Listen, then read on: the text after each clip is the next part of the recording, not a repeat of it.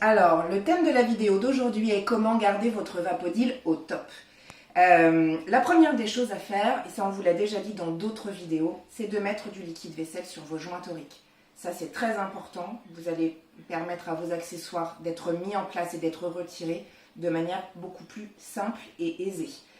Et vous allez protéger vos joints toriques. La seconde chose à faire est de procéder à votre détartrage. Le détartrage est très important. Nous conseillons un détartrage toutes les 15 à 20 remplissages en fonction de la dureté de votre eau.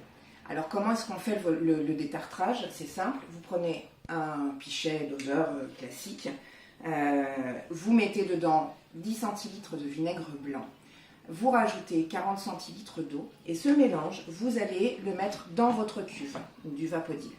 Une fois que vous avez refermé, donc vous avez mis bien sûr, vous avez utilisé votre entonnoir, une fois que c'est fait, vous refermez et ensuite vous allumez votre Vapodil. Donc vous allez avoir votre bouton de chauffe qui se met en marche. Une fois que les 8 minutes de chauffe seront atteintes, ce bouton va s'éteindre.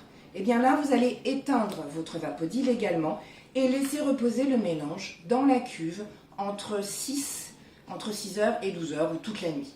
Le lendemain, vous ouvrez votre Vapodil, vous videz votre Vapodil et vous le rincez 2 fois avec 1 litre d'eau. Voilà, ça c'est vraiment très important. Notez dans un agenda, un calendrier, sur le Vapodil, sur une petite étiquette, les dates auxquelles vous faites votre Vapodil et estimez à quelle date vous devez refaire le prochain. De temps en temps, vous pouvez également, peut-être une fois par mois, vider complètement l'eau de votre cuve de manière à éliminer les impuretés, les saletés qui se trouvent dans l'eau, ainsi que le début du dépôt de calcaire. Ça peut être aussi un petit palliatif en attendant de faire votre détartrage complet. Donc vous avez normalement dans votre carton ou par mail reçu par votre conseillère une fiche qui vous explique comment faire le détartrage. N'hésitez pas à nous solliciter si jamais vous ne l'avez pas eu. La dernière des choses que je voulais vous dire, quand vous utilisez votre Vapodil, que vous l'éteignez, vous voulez le ranger tout de suite, il est encore chaud, essayez de faire en sorte de ne pas serrer trop fort le flexible autour de la base de votre Vapodil. Essayez de laisser une dizaine de centimètres de manière à ce que chaud, le flexible ne s'abîme pas. Voilà ce que j'avais à vous dire sur l'entretien de votre Vapodil. Sachez que votre Vapodil ne se recycle pas.